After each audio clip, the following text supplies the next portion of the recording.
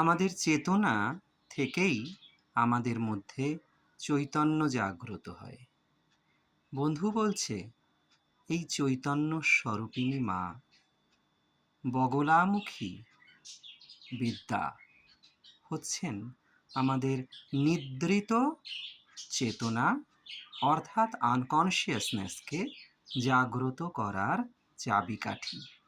মা যে জিহ্বা আকর্ষণ করছেন এর তাৎপর্য হচ্ছে আমাদের মধ্যে অবস্থিত যে দানব বা দস্যু আছে, যার খুব টনটনে জ্ঞান আছে, কিন্তু সময় সময় সে অচৈতন্য হয়ে যায়।